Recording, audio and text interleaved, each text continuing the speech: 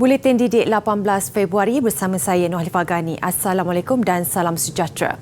151 sekolah menengah akan digunakan sebagai tempat mengundi semasa pilihan raya negeri PRN Johor pada 12 Mac ini. Bagaimanapun, Kementerian Pendidikan KPM akan memastikan blok mengundi dan blok peperiksaan diasingkan supaya tidak mengganggu calon SPM yang sedang menduduki peperiksaan. Menurut Menteri Kanan Pendidikan Datuk Dr. Razzie Jidin, pihaknya sebelum ini memohon pengecualian di lokasi tersebut. Bagaimanapun, selepas perbincangan bersama Suruhanjaya Pilihan Raya SPR, KPM memutuskan memberi ruang kepada proses mengundi kerana akta yang membolehkan premis berkenaan digunakan sebagai pusat mengundi. KPM akan memastikan pihak sekolah yang terlibat mengelakkan penggunaan bilik utama peperiksaan sebagai tempat pengundian bagi memastikan calon SPM dapat menduduki peperiksaan mengikut aturan yang ditetapkan. Pihak pengurusan kementerian telah duduk berbincang dengan SPR supaya kalau digunakan sekalipun tidak digunakan bilik-bilik yang akan digunakan untuk peperiksaan. Kerana bilik-bilik ini telah disusun oleh pihak sekolah, oleh guru-guru, diketuai oleh Setiausaha Peperiksaan, telah disusun mengikut indeks nama murid, angka giliran dan sebagainya, dan sebarang gangguan kepada susunan ataupun aturan tersebut boleh memberi satu implikasi yang besar. Perbincangan antara Ketua Pengarah Pendidikan bersama pengetua-pengetua sekolah terlibat telah diadakan semalam bagi memastikan proses berjalan dengan lancar. Dalam pada itu, guru pengawas peperiksaan, petugas peperiksaan dan pemeriksa kertas SPM boleh meminta dikecualikan daripada bertugas sebagai pegawai PRN. Perkara itu perlu dimaklumkan kepada wakil SPR di kawasan masing-masing. Ini merupakan tempoh yang amat penting bagi guru-guru ini untuk menempuhkan sepenuhnya kepada pelaksanaan SPM. Jadi pelaksanaan SPM ini perlu berjalan dengan cukup teratur.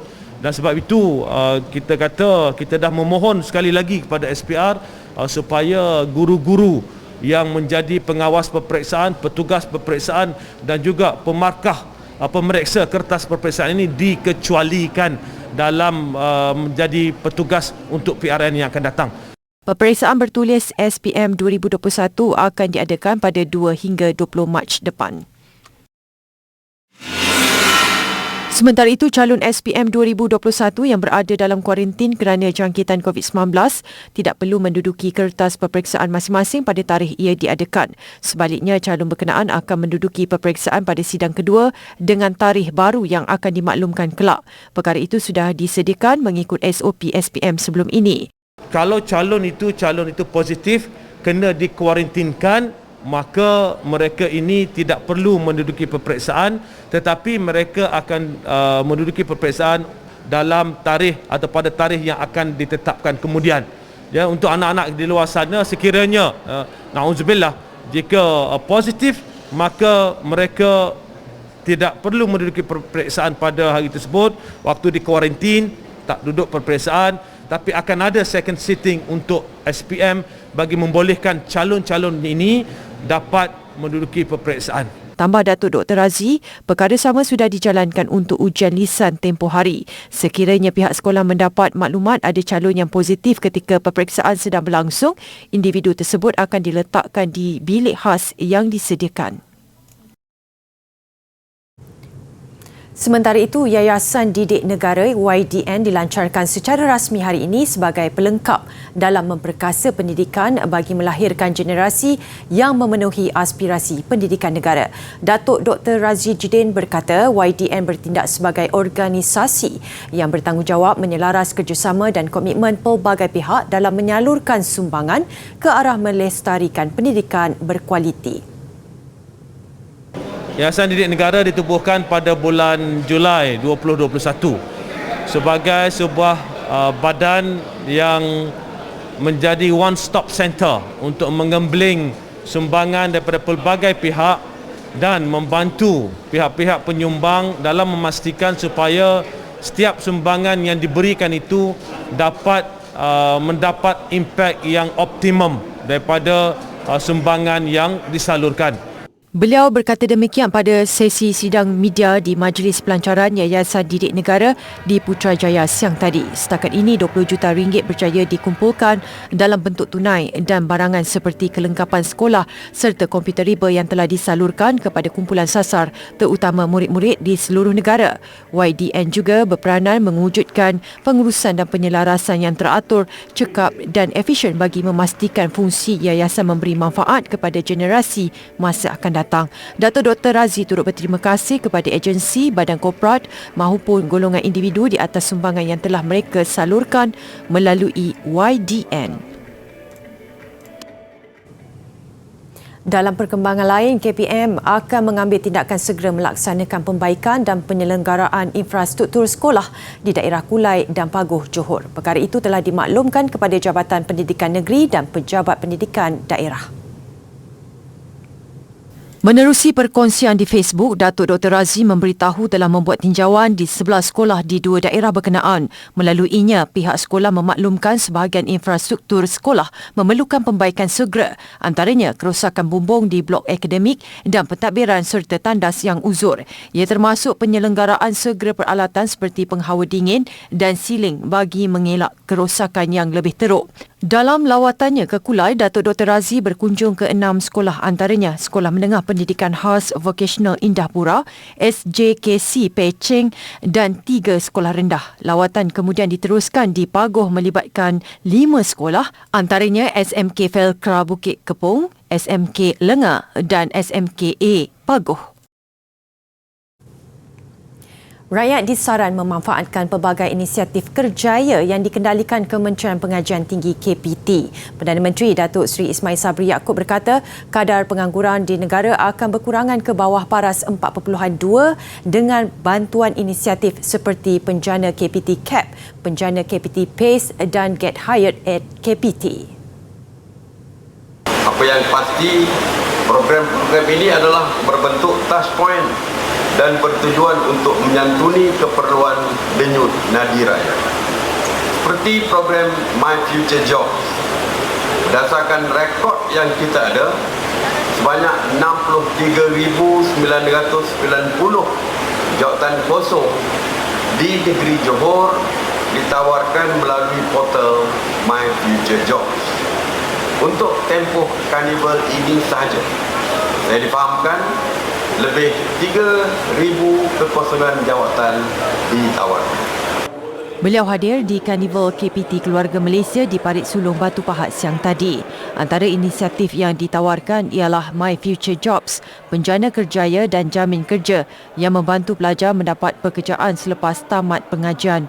Sementara itu, Perdana Menteri menyifatkan program pembangunan siswa sulung Keluarga Malaysia Sulong sebagai program unik dalam usaha membantu pelajar golongan berpendapatan rendah B40 yang tiada ahli keluarga pernah menjejakkan kaki ke Menara Gading. Beliau turut mengambil kesempatan mengajak dan menyeru badan-badan korporat untuk tampil menghulurkan sumbangan bagi membantu menjayakan program berkenaan. Turut hadir Menteri Pengajian Tinggi Datuk Seri Dr. Noraini Ahmad dan Menteri Besar Johor Datuk Hasni Mohamad. Karnival yang berlangsung 3 hari bermula semalam itu diadakan sebagai manifestasi usaha serta komitmen kerajaan dalam memenuhi keperluan rakyat menerusi pengajian tinggi.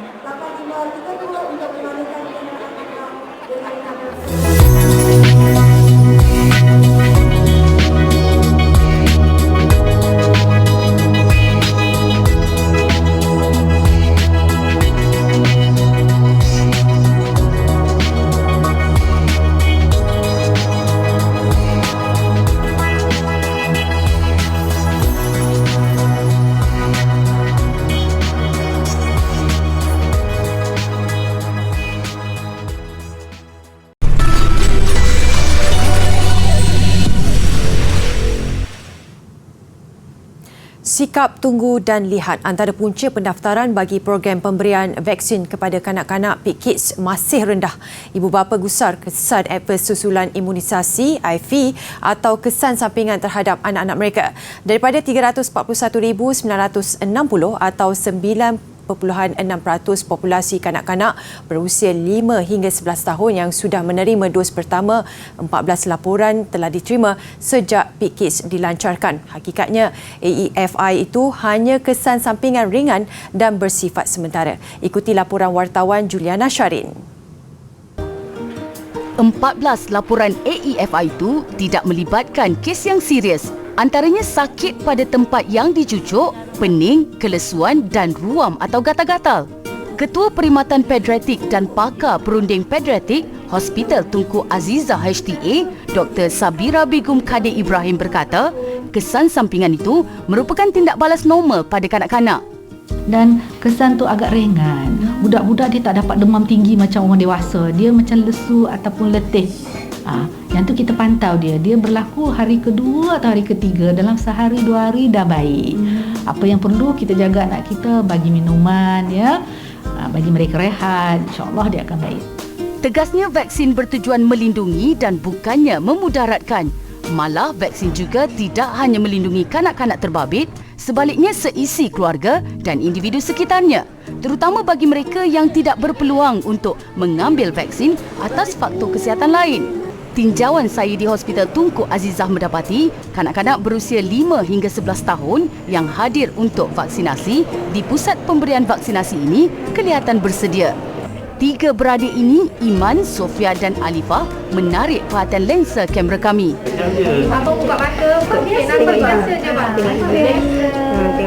Dalam hati abang baca bismillah dulu bang.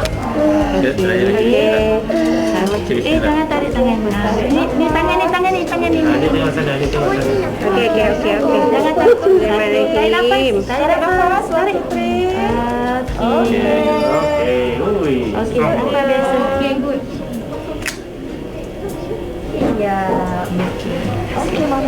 Suntikan dilakukan jururawat yang berpengalaman mengendalikan imunisasi bayi sebelum ini. Kanak-kanak juga diberi penerangan mengenai vaksin termasuk kesannya sebelum disuntik. Kenapa? Takut ke? Takut sikit. Kenapa nak vaksin? Sebab tak nak kena COVID. Kawan-kawan, vaksin lah, tak takut pun. Tadi awak nangis Tak, Tak? Sakit tak? tak, Tak juga? Takut? tak. Saya rasa memang di peringkat awal kita ada rasa gusar sikit, tapi sebab kita dah nampak adult pun tak banyak komplikasi, jadi insyaAllah kanak-kanak pun mungkin yang sama jugalah. Semalam Menteri Kesihatan Khairi Jamaluddin mendedahkan kes COVID-19 dalam kalangan kanak-kanak meningkat 160% pada minggu ke-5 dan ke-6 tahun ini. Pendaftaran PKIDS juga masih rendah di bawah 1 juta orang. Alpha, Delta, Omicron. Kita tak tahu apa lagi varian COVID-19 yang akan datang, yang akan menyerang. Untuk itu perlu berwaspada, berhati-hati dan antara senjata yang ada ketika ini adalah vaksin COVID-19 selain daripada menjaga SOP. Dan vaksin COVID-19 ini juga didapati dapat meningkatkan imuniti kanak-kanak.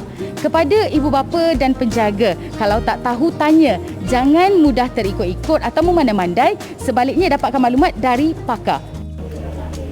Okey dah.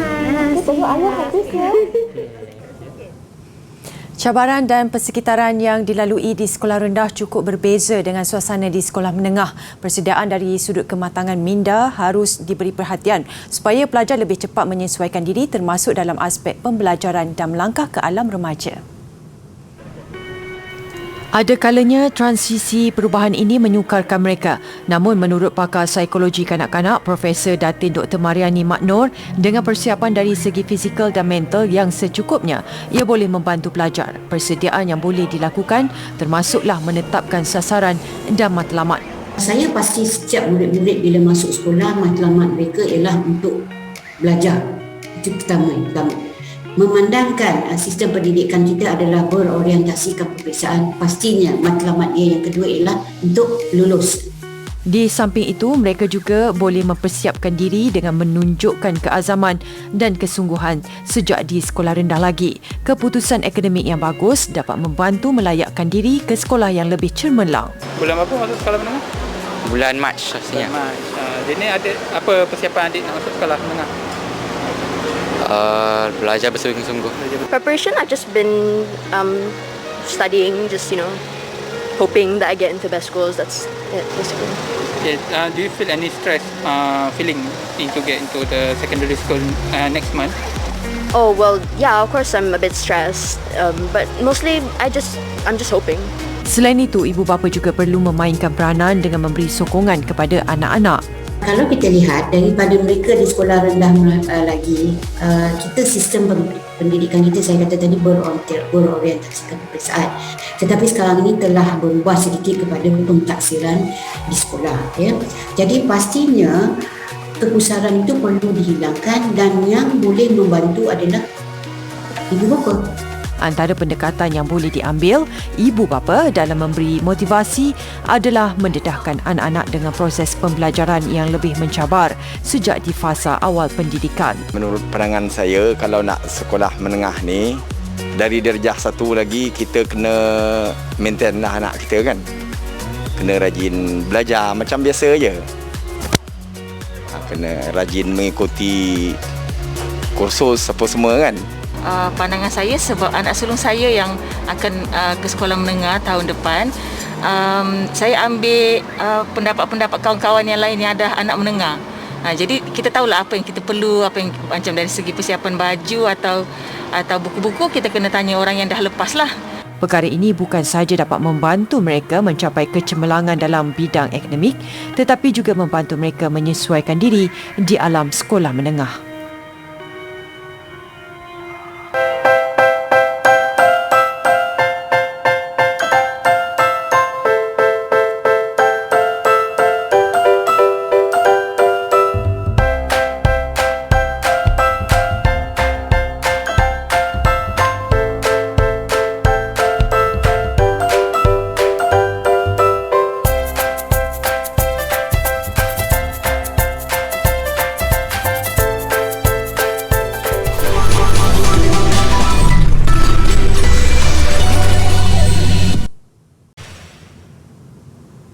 Jambangan bunga bukanlah sesuatu yang janggal dilihat, namun bunga akan layu. Malah sesetengah jenis tidak tahan lama. Justru seorang penggubah bunga di Hong Kong tampil dengan idea kreatif menghasilkan jambangan sayur sebagai alternatif untuk manfaat berpanjangan. Katie Kwok memulakan perniagaan jambangan sayur ini kira-kira 2 tahun lalu. Dia menanam sendiri sayuran di sebuah kebun kecil di utara Hong Kong yang pada mulanya diusahakan keluarganya dengan tanaman organik. Namun, Kwok kemudiannya mula memilih dan menanam sayuran yang lebih cantik sebagai tarikan untuk perniagaannya, selain mempelajari seni gubahan alternatif menerusi internet. Jelas Kwok, idea memulakan penjualan jambangan sayur tercetus daripada gaya hidup masa kini yang lebih mementingkan pengambilan bahan organik. Namun, seperti perniagaan lain, ia tetap memiliki cabaran tersendiri. Antaranya, kreativiti gubahan yang terhad disebabkan perlu menjamin kesegaran sayur. Jenis sayuran juga terbatas kerana Kwok bertegas menggunakan produk yang diusahakan sendiri atau pengeluar tempatan. Apapun produk alternatif ini pastinya memberi manfaat jangka panjang seperti mengurangkan penghasilan bahan buangan.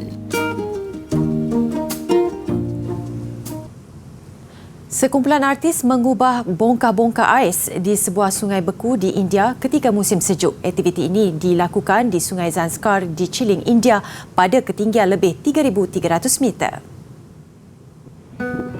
Kawasan ini dipilih kerana kurang mendapat cahaya matahari sekaligus melambatkan proses pencairan ais. Kumpulan artis terdiri daripada pelbagai latar belakang serta turut mendapat sokongan kerajaan tempatan. Hasil seni yang berjaya dibina setakat ini melibatkan sebuah koloseum mini, kafeteria dan sauna. Namun ketika suhu begitu sejuk antara 17 hingga 20 darjah Celsius di bawah paras beku, sudah tentu sauna menjadi tarikan ramai. Diketuai seorang doktor, kumpulan artis yang membinanya berjaya mendapatkan suhu tertinggi 60 darjah Celsius untuk dinikmati penduduk tempatan. Mereka berharap ini adalah permulaan kepada acara yang lebih besar suatu hari nanti. Mirip festival ais antarabangsa Harbin yang popular di China.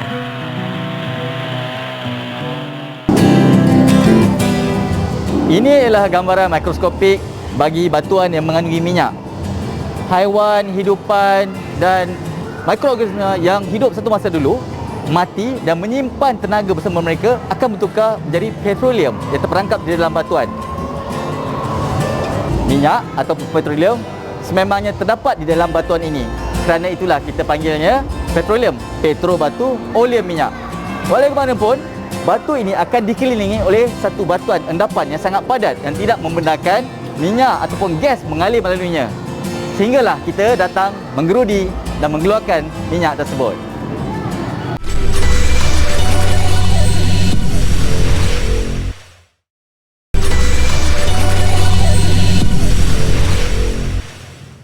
Kejuaraan Piala AFF bawah 23, skuad negara memilih laluan sukar ke separuh akhir selepas tewas menentang Laos di Stadium Prince Phnom Penh petang tadi. Malaysia dan Laos kini menjadi dua pasukan saja dalam kumpulan B selepas penarikan diri Indonesia dan Myanmar. Selvan menjaringkan gol pendahuluan negara dari sepakan penjuru sejurus sebelum rehat. Minit ke-55, bom Pachan Bungkong menyamakan kedudukan buat Laos. Pasukan lawan menjaringkan gol seterusnya menerusi Pedavan Somsanit minit ke-79. Sekaligus memberikan kelebihan buat Laos menjelang aksi kedua nanti. Kedua-dua pasukan dijadual bertemu pada perlawanan seterusnya Isnin depan.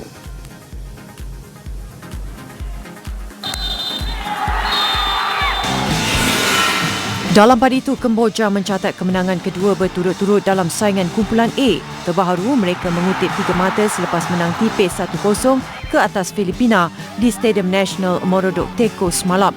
Sin Sovan Makara meledak jaringan tunggal perlawanan pada minit 81 sekaligus menebarkan rekod tanpa bolos mereka pada kempen ini. Pada aksi pertama Isnin lalu, Kemboja menang besar 6-0 ke atas Brunei. Manakala buat Filipina, ini adalah kekalahan pertama mereka selepas seri bersama dengan Timor Leste. Kejayaan ini membawa Kemboja menerajui kumpulan A dengan 6 mata. 2 mata di atas Timor Leste, manakala Filipina di tangga ketiga. Liga Profesional Mobile Legends Bang Bang MPL musim ke-9 membuka tirainya hari ini membabitkan 10 pasukan terbaik Malaysia. Paling menjadi tumpuan pastinya pertemuan dua pasukan yang mewakili negara pada saingan M3 Disember lalu iaitu Todak dan tim SMG yang memulakan aksi hari ini. Dua perlawanan berlangsung hari ini dengan tim SMG memulakan saingan berdepan Orange Esports diikuti pertemuan pasukan Todak menentang RSG Malaysia. 10 pasukan terbaik Malaysia bakal berentak bagi merebut kejuaraan musim ini selain hadiah wang tunai berjumlah $100,000 Amerika. Cuma beberapa perubahan berlaku sebelum ini berikutan larangan penyertaan pasukan Mikey digantikan dengan pasukan MAB Esports. Selain pasukan Homeboys ditolak 8 mata berikutan kesalahan melanggar peraturan pada perlawanan play-off. Namun, ia bukan halangan untuk saingan musim ke-9 ini berlangsung dengan cukup sengit. Paling menjadi rebutan pastinya tiket untuk menjadikan juara mewakili Malaysia pada Tamasya Sukan SEA 2021 yang akan berlangsung di Hanoi, Vietnam, Mei nanti. Paparan aktiviti rekreasi di atas tasik beku di Turki mengakhiri buletin didik. Difahamkan ketebalan ais di tasik ini antara 40 hingga 45 cm. Saya Nolifah Ghani, salam hormat dan Assalamualaikum.